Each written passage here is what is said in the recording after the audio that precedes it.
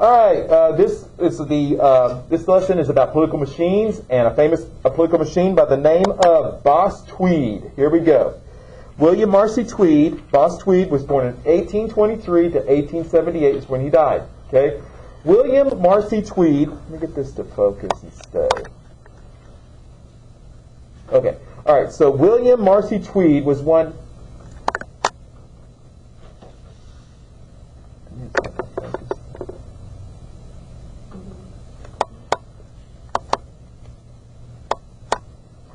Okay, William Marcy Tweed was one of the first and most notorious, which notorious means what? Famous for something negative. Okay?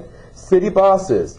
He was elected to Congress in 1852, the New York City Board of Supervisors in 1858, and the New York Senate in 1867, 69, and 71. Now notice this cartoon. What's going on in this? They're pointing the finger in a circle. What does that infer? What does that mean? That's right. So they're blaming themselves, and it just goes in a circle, and you can't quite pinpoint who's the real reason. But the cartoonist, his name is Thomas Nast, he kind of makes you, which one sticks out the most? The big one, which is Boss Tweed. And I don't know, did the guy in the movie look like him? Sure did, okay? All right, so here he is here. Thomas Nast was a cartoonist that really could draw him, okay? So it's showing that blame for things go in a circle, and it's kind of hard to pinpoint who it is. But Thomas Nast is making him the largest and the one that sticks out the most, so he's kind of pointing the finger at himself, isn't he? Okay? So that's how corruption works. It's kind of hard to pinpoint where the corruption lies, okay? But sometimes you can figure it out. Okay, so this one here. Okay, so he's like a vulture, huh? Can you see him? Does it look like him? Yeah, it looks like him. You can look at your sheet. You can see him. There he is. There's that face. And of course, that stomach. Okay? And so here's some bones of people. So what does that infer? He's a vulture. But what does it infer? You're saying literally. What is he metaphorically? He's he scavenges on who? The weak. The weak people, such as new immigrants. Okay, so he gets all big and fat at the expense of other people, especially those immigrants, the vulnerable. Okay, so that's not how you want to be portrayed as a vulture in society. Okay, and here he is. He's shaped like a what? A money bag. And you know what? I don't know about you, but that dollar sign is so weird because I actually, for some reason, can see his face. Notice the beady eyes, so the dollar at the top is beady. I can kind of see his eyes. And the long nose, and it looks like it's... Can you see it? Yeah. I can actually see it. For some reason, I can see his face still. So Thomas Nast, a political cartoonist, it's real important that we have political cartoonists at this time. Why? Because they persuade people. We have new immigrants. Why? When they look at the newspaper, why? New immigrants. They need cartoons. Why? They cannot read or write English. Okay? So, political cartoons is a way to communicate with people who can't speak English. And they're going to totally go, oh my gosh, I know what he's saying there. So that's why political cartoons were so powerful back in the day, and they still are. Okay? Alright. So here we go. Thanks in no small part to the political cartoonist Thomas Nast, Tweed's name became synonymous with urban political corruption. What does synonymous mean? Like no. When you think of one, you think of the other. So let's try it out. When I say political machine, you think of the other. Ready? Political machine. Boss Tweed. Come on, y'all. Boss Tweed. Political machine. Okay, so they're synonymous. When you think of one, you can't help but think of the other one. Okay, so my constituents don't know how to read, Tweed explained, but they can help see. They can't help seeing them beep pictures. Tweed started out as a volunteer fireman and eventually became the head of the New York City political machine. In 1863, by 1868, Boss Tweed headquartered located at East 14th Street, known as Tammany Hall.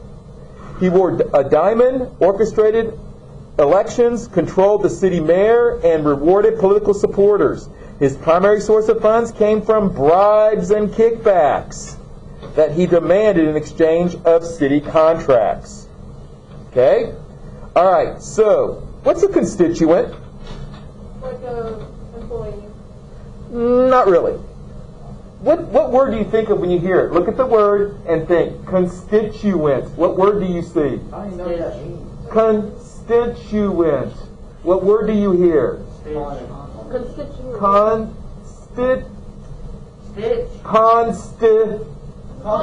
Constitution. So a constituent is somebody that if you got elected in a position, the people who vote that you represent when you get there back home, those are your constituents. And once you get in, all of them are your constituents, whether they voted for you or not. Does that make sense? Because that's the area that you represent. That's a constituent. Okay? All right. As urban population swelled in the late 19th century, the political machine cultivated is based of support among the poor and the working class immigrants. My glasses are fogging up, y'all, because of this mask. Machine politicians would help the newcomers find a home, usually a dirty, overcrowded what? Tenement. And locate relatives in the city, bribe the judge, or bail them out of jail for petty crimes like gambling and drinking on a Sunday.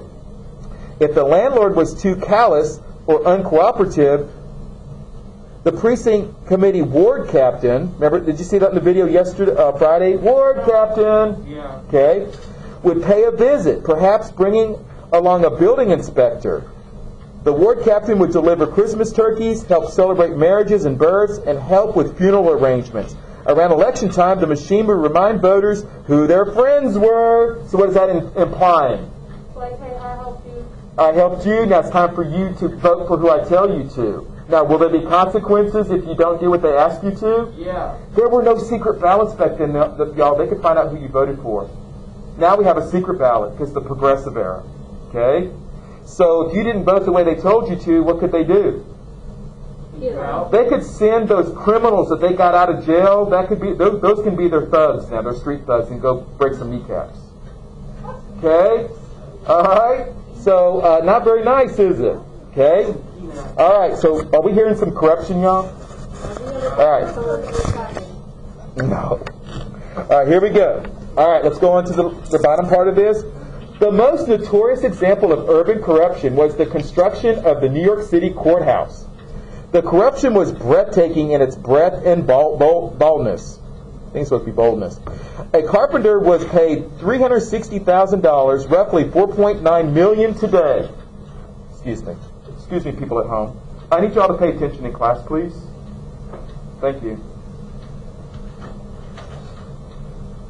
All right, so that's about $5 million for a month's labor in a building with very little woodwork.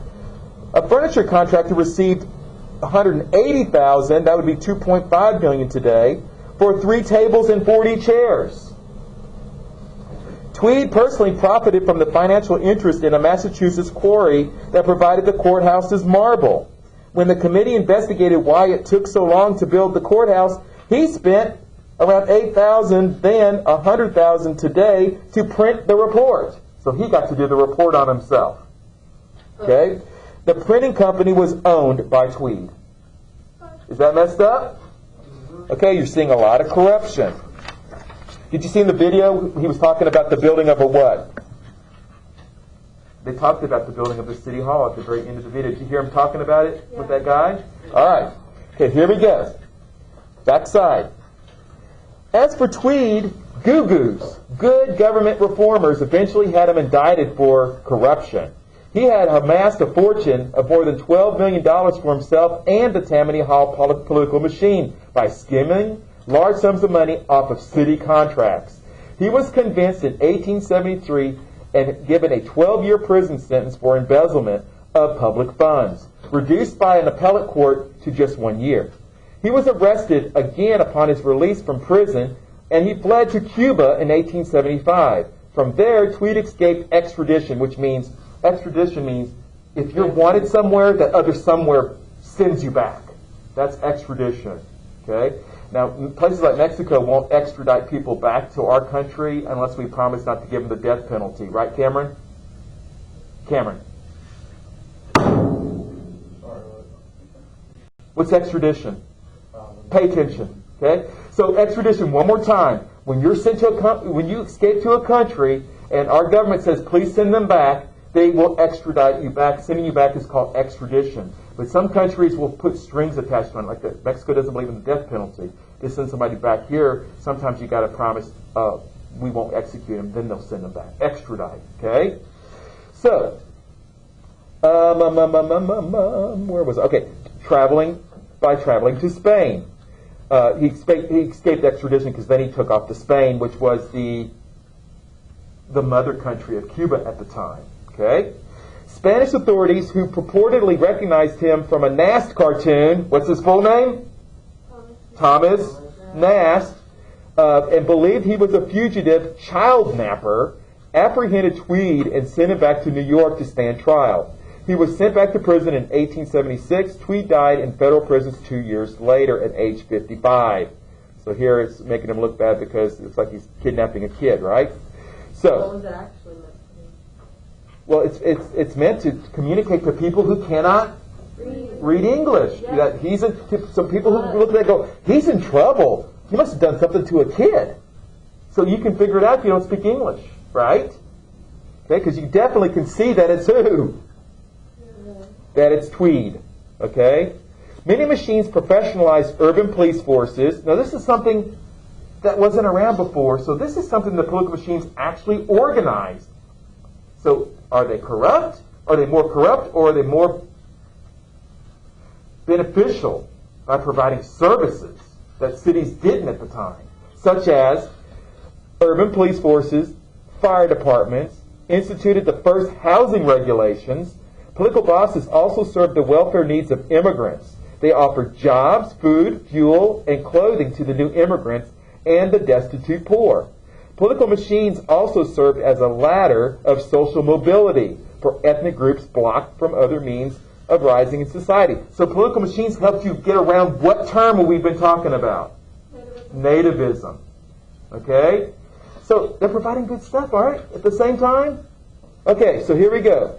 At the end of the 19th century, beginning of the 20th century, urban reformers would seek to redeem the city through beautification campaigns, city planning, rationalization of city government, and increases in city services. All right, so let's look at this political cartoon about Thomas Nast. Look at your sheet that's in front of you, okay? It's easier to see. Okay? All right, so what do we see in this Thomas Nast cartoon? Putting his thumb on something. What does that mean? He has the city under his thumb. What does that mean, under the thumb? That means like he controls everything. That is an idiom. An idiom is like under the thumb means under pressure. Or like when pigs fly. What does that mean? Never. That ain't like, that's never going to happen. Those are idioms in our language. Okay? When people come over for the new immigrants, when they hear us talk like that, they have no idea what we're talking about. It is so strange to them when I said, that's going to knock your socks off. You know, I said that to somebody from India, and when I worked at IBM, and I said it to somebody from India, and he looked at me and like with this horrible look on his face, and I said, "Oh my gosh, that must sound terrible to you." He goes, "I thought you were going to knock my socks off." I said, "That hit me." I said, "No, I'm not going to hit you." That's an expression for it's going to make you so impressed that your socks are going to be blown off from the force of it. You know what I mean? So this is an idiom, under the pressure, under the thumb, under the control. Okay? So you know this is Tweed. How do you know it's Tweed? I don't know. Fat fingers. Okay, fat fingers. His cuff, yeah. His button right there says it right there. Tweed, if you look really close, you can see Tweed, okay? T-W-E-E-D right there. Okay, so under the thumb. So New Jersey, it's right across the river from where? New York. So what is this going to be, you think? What building? Tammany Hall. Way to go. Okay? So he could be controlling shipping. He could be controlling industry. Now, you know how they control it is they'll say, if you want this contract, okay, you have to give me a cutback. You got to give me you got to skim some money off for me. Okay? So that's how they control it. Okay, we're going to talk more about that, the control in the graphic organizer. Okay? So, we look like there's housing in here. He could be controlling housing. They look like square buildings. Those must be what? Tenement housing. Okay? All right, so analyze the political cartoon. Who is it about? How do you know who this is? Go ahead and fill it in now, please, here in class and at home. Go ahead and do that, and I will be filming the second part of the video for the graphic organizer later.